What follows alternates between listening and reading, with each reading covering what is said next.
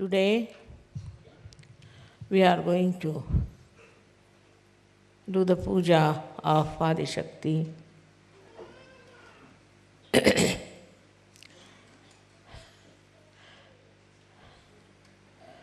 It's a difficult subject to talk about Adi Shakti because it's not easy to understand that Adi Shakti is the power of Sadashiva. Sadashiva is the God Almighty. She is his breath, as some people call it. Some say she is the desire, and some say that she is the entire power of Sadashiva, and Sadashiva cannot do anything without her powers.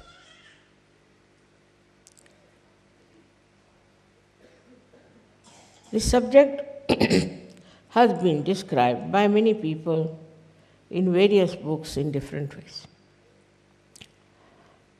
But actually,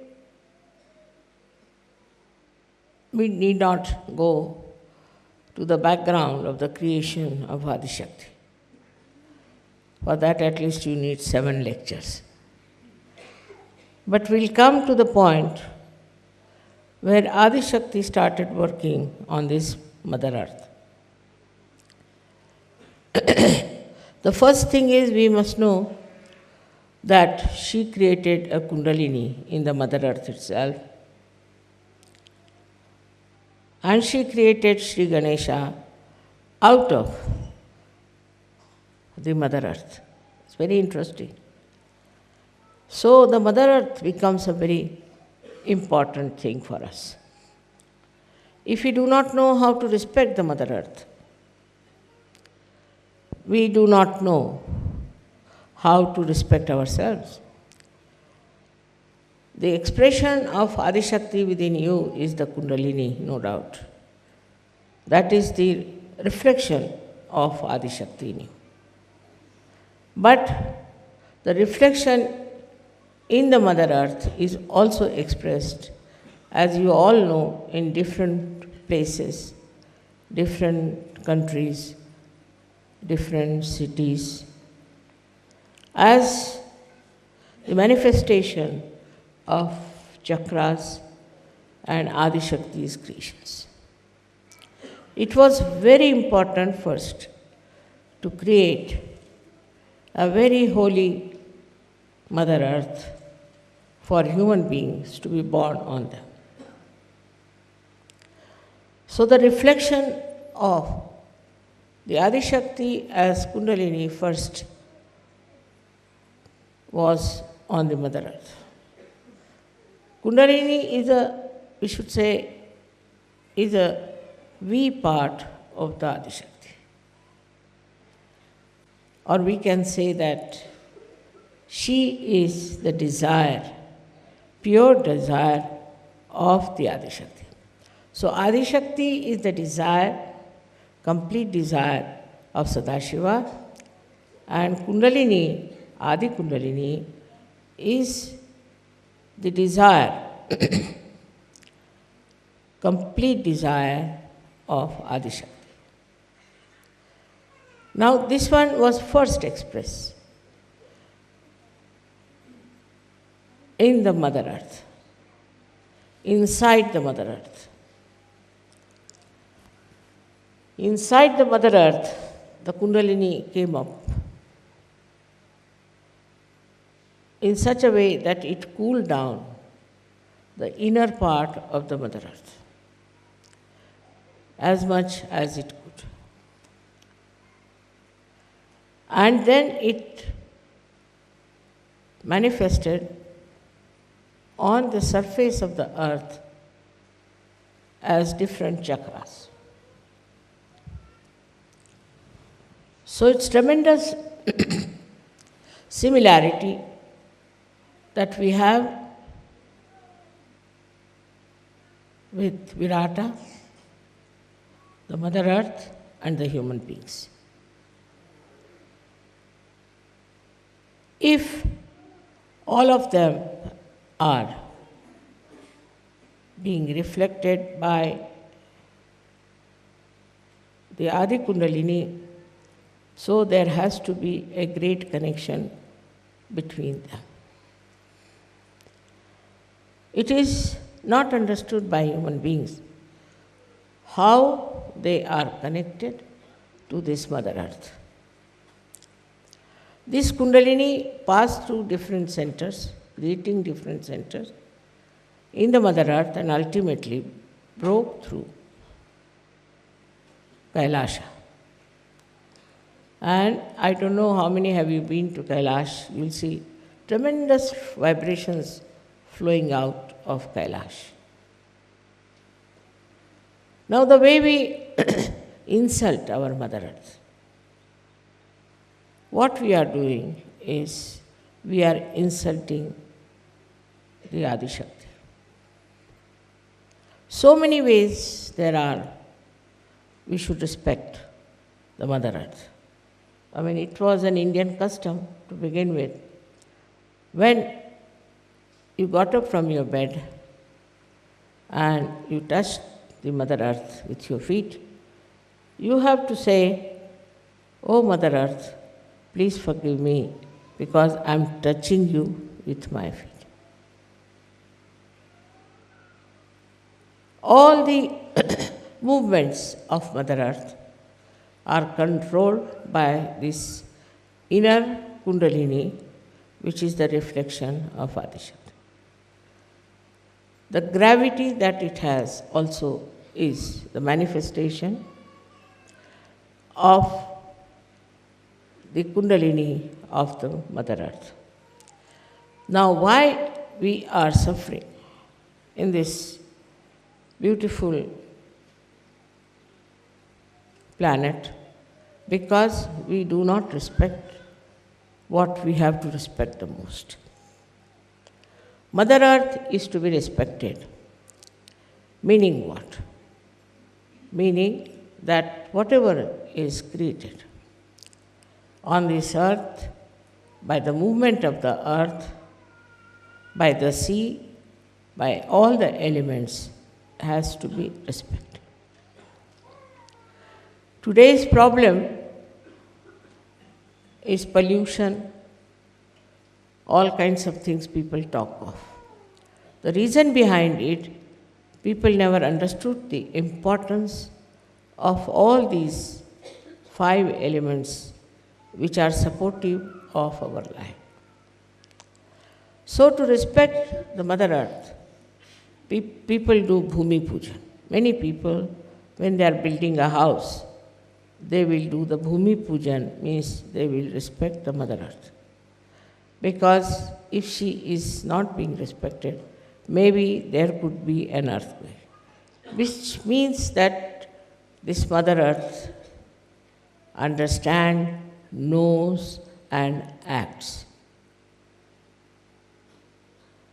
It acts in such a manner that human beings don't understand why such things happen. Now we can say that in a place called Latur, it was Sri Ganesha's 14th day, and they had to submerge the statues into the sea or into the river. So they went all out, singing, dancing. After coming from there, they all started drinking. And drinking is not liked by Mother Earth at all. If you are drunk and you are walking on the road, you fall down. It so happened with that drinking that a big earthquake broke in, and all those who were dancing, were drinking, all of them were engulfed into that earthquake by Mother Earth. Only our center, which is there, was surrounded by a big gap, but nothing happened to our center. And not one single Sahajogi was ruined by that. We can understand, because we are Sahajogis, how the Mother Earth has acted to save those people who were Sahajogis. So the understanding of Mother Earth about saints is very great. She knows who is a saint. She knows the feet of a saint. And that's why, so many things were created, like Moses. He went to the sea and the Mother Earth came up for them to walk through. If all the Jews had walked, it would not have worked. But it was Moses and his saintliness that the Mother Earth herself came up and helped. In the same way, when Rama was building a big bridge between Lanka and India, the Mother Earth came up as a bridge. So we should not try to curse the Mother Earth for any mishaps on this earth.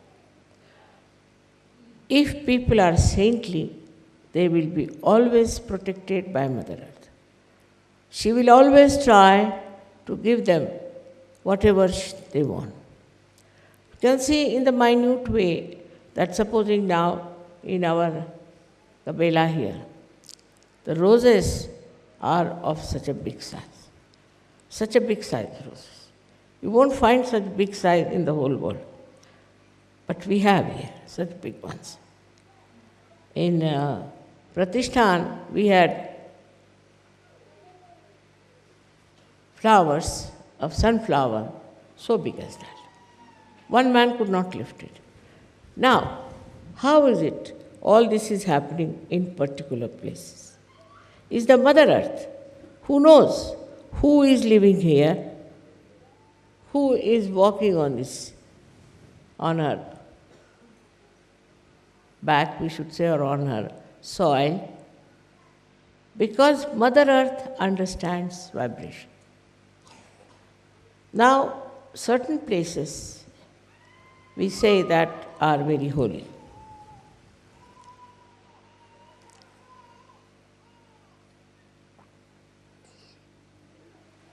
How have they discovered that these places are holy? Because of magnetic forces. The magnetic forces in England, I was surprised, were crossing each other at a place called Oxted where we lived. They were crossing since long, but we lived there later on. So, Mother Earth also organizes and arranges things for saintly people. It's very interesting to see how the Mother Earth guides you in a proper way. I don't know how many instances I can give you, but we don't understand the value of the understanding of this Mother Earth and her loving protection for all the saints. In the same way, we have to understand how the whole atmosphere, the rain, comes in at the right time, the moon, the sun, everything works out in such a beautiful manner because they know it's a saint. They know these are saintly people sitting. They know that they are pure people, that they are the essence of life, and they should be looked after. They should be cared for. They should be bothered for. It is not bothered about people who are of no use. For example, now for Hajj, so many people went and so many were killed. Some went to Amarnath and they were killed because they were not saints, just ritualistic people going for a ritual which, in the discretion of the Mother Earth, was of no avail and of no uh, advantage to them. But nobody learns from this. Nobody learns. When so many people were going to, say, Amarnath were killed, Pakistan said, see, they should not have gone to this Amarnath. It's a false place. Why did they go there?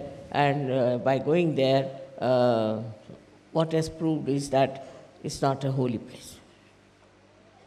But when the Hajj thing took place, they had nothing to say. They didn't know how to explain this Hajj business and the dying of so many people. The reason is this, that these people have been going to Hajj all the time. Once there was a stampede with 32,000 people being injured and troubled and killed. Now this is it. Now what is Mother Earth suggesting? That going to these places, holy places, they are really holy, no doubt, going to these places, you are not doing any spiritual ascent. You are not achieving anything by going to these places which are really holy. That cannot be challenged. They are holy places. You must be knowing that I was born in Chhindwara. And Mecca and Chhindwara are on the same cancer line. How is it? What is about Mecca? Mecca is Makkeshwar Shiva. It's a Shiva. Why did Muhammad Sahib ask people to worship a stone? He didn't believe in stones. He was against all kinds of idol worship. Then why did he say this black stone which is there has to be worshipped? For that people have to go there. What was the reason? Because he could feel the vibration, he could feel that it's a Swambhu. So he said it. So all the Muslims like mad are going there. By going there, nobody has improved. I have not seen anybody improved by going to Mecca.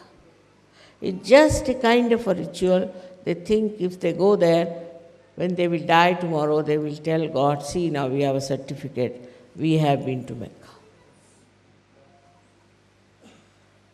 Like our Pope once upon a time used to give certificate that when you go to heaven, you can show the certificate that now you are a real Christian. In this way, all these artificial things came up. But there is reality behind it. The difference is the reality is for the real people and not for false people. But this ritualism has grown too much.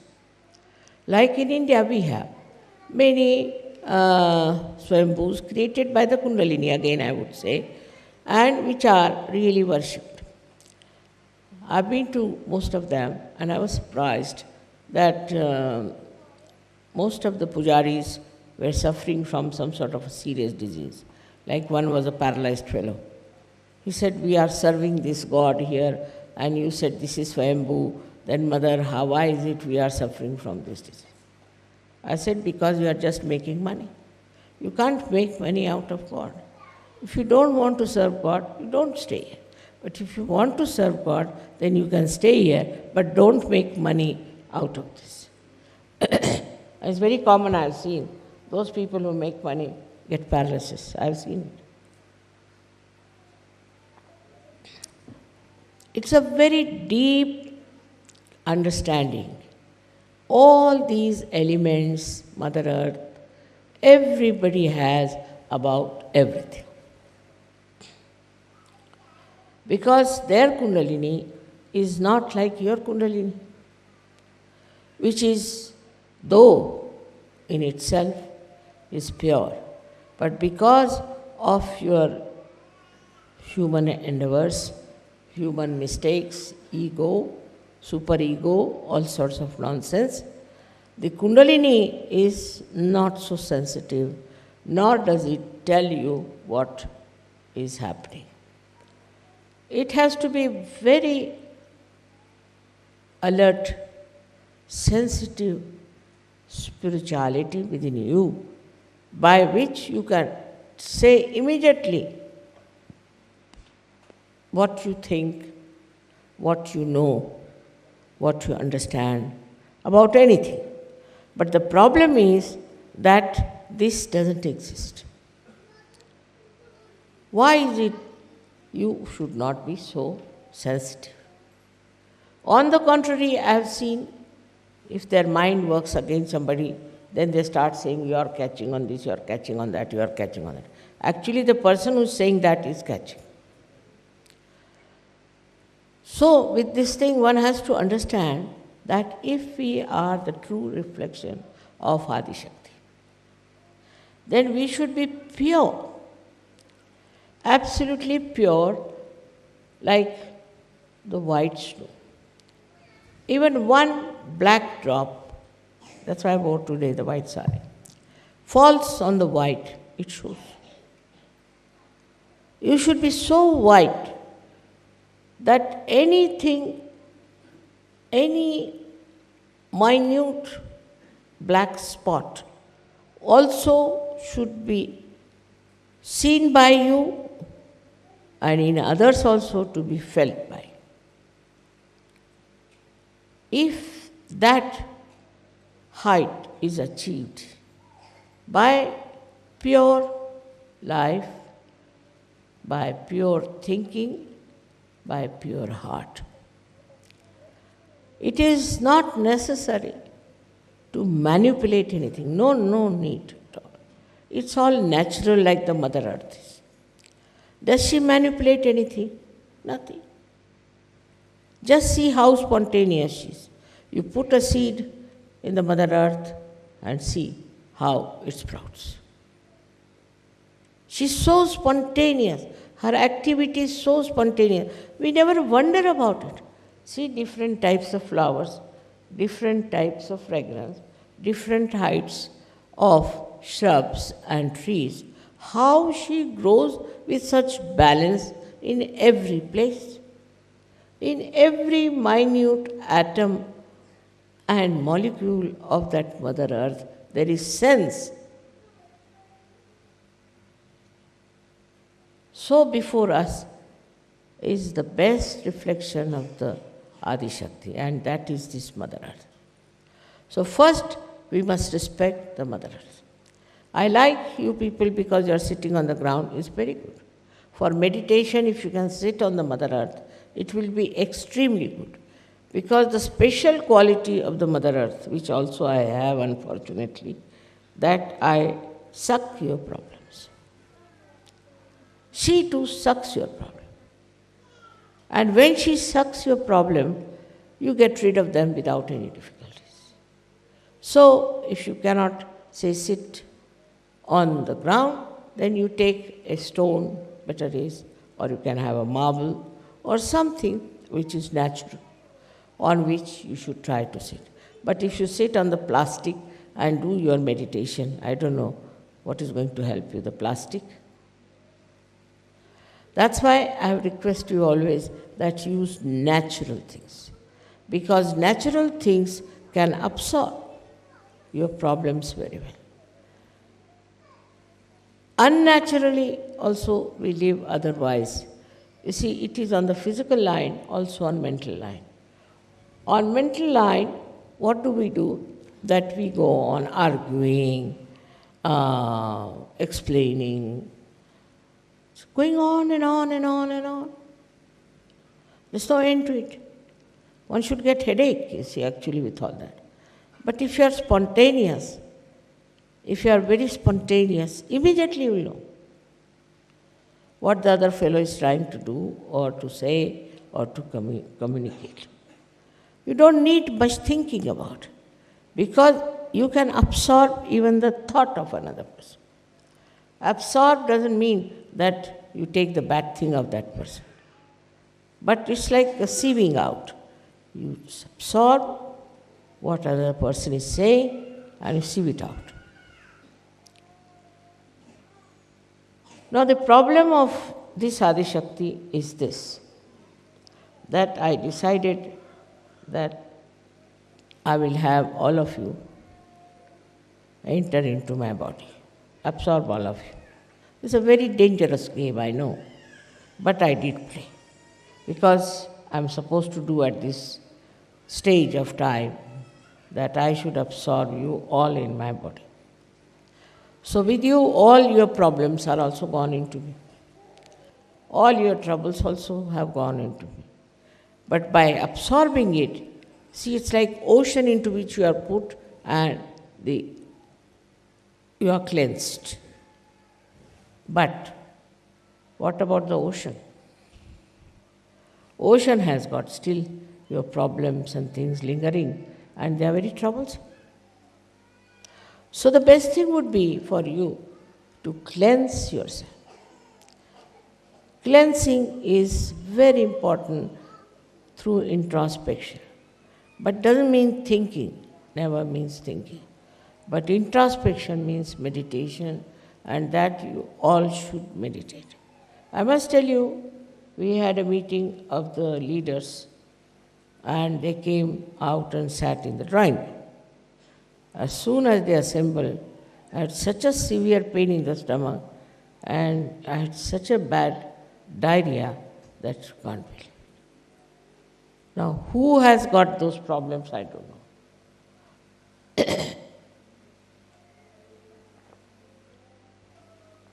Who has brought these problems, I don't know. But as a mother, I don't mind anything. As long as you all get well and purified. Just like as the Mother Earth cares for you, I also care for you. And just like as the Mother Earth loves you, I also love you. Whether you are bad or good is not the point. But to be kind to me, if you could try to be really good Saj Yogis, not a show-offs, not business-like, not only thinking type, not argumentative, not criticizing others. If you just try to meditate every day, 10 to 15 minutes, I tell you, my health will be first class. Because I have taken your injections inside and they start torturing my life for nothing at all.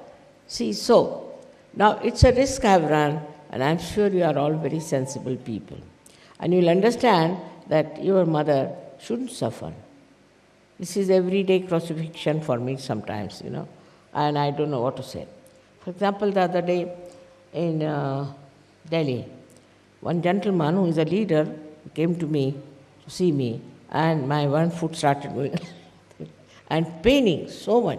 I mean, I didn't know what to tell him, that you get out now, because I just can't hurt him, But I say, what's the matter? Where have you been? What did you do?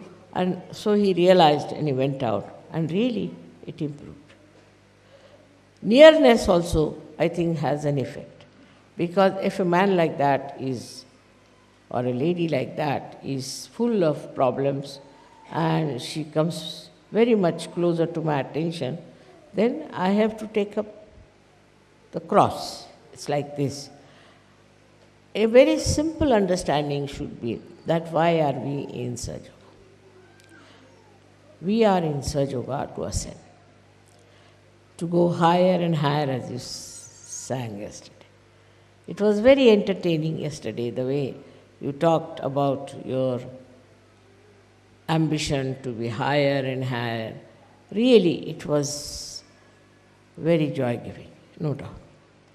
But what are we doing about it? What are we trying about it, we should say? Seriously, we must think, are we meditating? Are we all doing something to elevate others also, to give realizations to others? Especially women, I have seen, don't do much of this, which is very bad, because you are the mothers. You have to go all out to give realizations to others. But men are more active that way and women are not. So it works the other way around. Now, on one side, the men are, I think, are active but don't meditate. Women meditate and men do the outside work, sort of a part-time, or you can call it a good labor division, that you meditate at home and we'll go all out. It's not going to work out. So one has to meditate and one has to also go out to spread Saj Yoga. Both things have to be done. Supposing now you meditate and you don't spread Sahaja Yoga, you will never ascend. Because after all, this Kundalini, you see, she's a sensible woman. She's very sensible. She thinks, why should I make her a saint? What is the use? Sahaja Yoga is not individualistic. It's not for one person to become a saint and sit somewhere. It's not like that. It's not meant for one person, for oneself. It's not individualistic. It's a collective happening. So if you are not helping to the collective, Kundalini says, all right, you are all right as it is. Just like our body. See, in our body, if one organ says, all right, now I am all right, I am not going to work out. Or one cell says that I am not going to now grow, it's all right, why should I worry about the whole body? It won't. It's a living organism. I have told you 100 times. When it is a living organism, it has to grow. It has to grow and also to absorb. To have energy, you have to meditate and you have to grow. If you don't grow, you are finished. You are no more a Sahaja Yogi. I wouldn't call a person a Sahaja Yogi who has not even given 1% realization. Cannot be a Sahaja Yogi. Sahaja Yogi has to give realizations to others. Apart from other activities, the main activity should be how we give realizations to others. Unless and until we really look after that side of life, we can never grow in Sahaja Yoga. For example, now take my position. I am all right, I am complete, I have no problem. But why did I work so hard and wanted so many Sahaja Yogis? Why? What was that? I don't have to grow either. I am overgrown already. I don't have to, but why? What is the need? The need is like this. The need is of love. I have so much love that I have to channelize it. If I don't, I'll suffocate. I can't love myself. So this love has to spread. For that, I have to have you people who can take this love to others and make them happy. This is a kind of a vision I have. And in this special time, it was promised by many people, by many saints, and it is so obvious that you are all specially chosen for this kind of thing. Now, how far you understand your importance is a different point.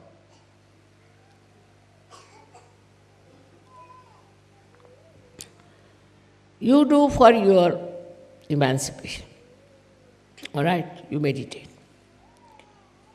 But if you are not channelizing the love, the divine love, what is the use? Now supposing I repair something very nicely, I repair this machine nicely, put it right, everything, and I don't speak. What's the use of having this? In the same way, if you work very hard, I know people who get up at 4 o'clock, have their baths, do meditation, sit down in the night, again they sit down for meditation. But they never go out. They never talk to others. They never spread Sahaja Yoga. They do not give divine love to others. So how can this great problem of this world be solved, that it has no love? It has never known divine love. It has to be given to them. They have to feel this divine love, this power of Adishakti. They have to know it. Otherwise, you have been selfish, I would say, that you had a nice time having all this and you have not given to others. This is the reason why Sahaja Yoga sometimes fails to create a proper balanced personality in a human being. Some people are like this, that now supposing a Sahaja Yogi has married another Sahaja Yogini. take a position like that. Now, my desire is that they should develop a complete understanding of each other, love for each other, but love for Sahaja Yoga and for others.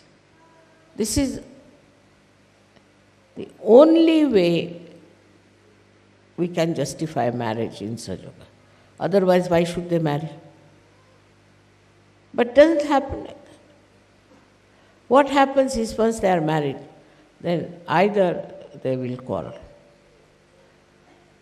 they will ask for divorce. If that doesn't happen, luckily, because in Sahaja Yoga it's so easy to get married, If that doesn't happen, then they start having their own family, their own homes, they're again becoming very small, very, very small, very limited. Did you come to Sahaja Yoga for that? You have to realize your responsibility. See this Mother Earth, how she knows her responsibility. She's just made out of nothing but soil, some mud. But look at her, how she's conscious, how she's particular, how she works it out, how she's attentive, how she's careful. While you, though you have been blessed so much by everything, are you thinking of giving it to others? With 12 disciples, whatever was the problem of Christianity, it was nothing good job, I must say, but still, Christianity spread out. Islam was not a very good job either, it spread out. All those bad jobs have spread out so much, so why not the good job of Sahaja Yoga? It has to spread. It has to go to various places. Try and find out where you can go and talk about it and do something good to others and help them somehow to rise above this common existence of misery, unhappiness, and destruction.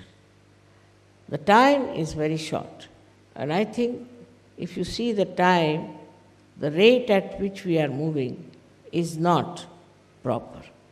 We have to be much faster, we have to go much ahead, and we have to create much more Sahaja Yogis through our consistent, very intensive effort. But it's a side issue, by the way. Sahaja Yoga is by the way. And this is why we are failing in our responsibility. We have to learn from the Mother Earth. You might say that, Mataji, how can we be like you? After all, you are Adi Shakti. Many people say, you are Adi Shakti, so what? You see, with one finger you can move things like that. But why should I? Why should I? What is the need? So in that reflection that you are me, in that reflection that the Mother Earth is me, in that beautiful creation within you, you have to become very sensitive to the need of the world. What is the need of the world? Today, if you fail, the whole thing will fail forever. Only very few will be there. So the need for you is to spread Sahaja Yoga, because this love is not only for you, is not to be enjoyed by you, but is to be enjoyed by as many possible in the whole world. So today we have to decide that as the children of Adi Shakti, we have to go all out, everywhere, every corner. We have to shout and we have to tell loudly what is the time in which we are living and what is the responsibility that you have to fulfill as Sahaja Yogis. There must be some reason why you are here. Like in the beginning, Sahajaguruji used to ask me, Mother, was I this last life? Was I Shivaji last life? I said, what's the use? You might have been anything, but what are you today is much higher. Try to understand. You might be, say, Napoleon. You might be, say, one of the kings there, or maybe the queen from somewhere. So what? What did they do? Did they raise anybody's Kundalini? Did they have any power? Even the disciples of Christ, or even Muhammad Sahab's disciples, anyone, did they do it? Did they have any understanding of Kundalini? Did they have any love for others that they should give them realization? There were some Sufis, they never gave realization to anyone. There were so many saints who never gave realization to anybody. Muhammad Sahib never gave realization to anybody. Gautam Buddha never gave realization to anybody. Think of it. Christ never gave realization to anybody. Anybody. Krishna did not do it, Rama did not. Nobody but you can do it. You can do it and you know everything about Kundalini. It's a very big thing because you are children of the Adi Shakti. You are here and your mother is here. It's a very, very fortunate thing for me that you are here. I'm very proud of you. But again and again, I have to tell you that the work has to be with a faster speed. We have to move with a faster speed and get more people to Sahaja Yoga. It is rather difficult for me to say something forcefully. That's not my nature, you know. Can't get into tempers and cannot get angry. And I cannot forcefully say something to you. But if you fail, then only thing will be that you have failed me completely. It means that. Nothing less than that. And if you don't want to do it, then I would request all of you to take a vow today that you will spread Sahaja Yoga and you will talk about Sahaja Yoga, know about Sahaja Yoga. There are many who don't know anything. Also, it's very surprising, there are Sahaja Yogis, they don't know anything. And don't create problems for me, like marriage, we can't now live with the wife, we can't live with the husband. All sorts of nonsensical problems people create for me in Sahaja Yoga. Are you here to create problems or to remove problems of people? So on the whole, we have done well, I must say, but it's not the final. We have to work faster, with more enthusiasm and joyfully. You don't know what joy you get when you give realization to somebody. It's the most joyful moment is when you give realizations to others. Just try, once you enjoy it, then you'll want more and more and more. Now, after Sahaja Yoga, really, the want disappears into this desire that, my God, this man is going, should I call him and give him realization? On the street, you will feel like, come here, I want to give you something. You make him sit down, give realization. This will be your style, like mad. You say, oh, no, look at this. This gentleman is without any realization, let us give. We'll have to go to churches, we'll have to go to universities, we'll have to go to all such congregations where they have no idea about what they can achieve. And then tell them, without any fear, without any malice. You can talk to them and you should tell them, now we are here to help for your good. We have not come for our good, but for your good. Now listen to us. And I am sure, very sure, that the Kundalini within you will be very happy. She's not happy, you see. She's not happy with people who are not using her fully. So she'll be very happy to help you and do the needful for the emancipation of the whole world. May God bless you.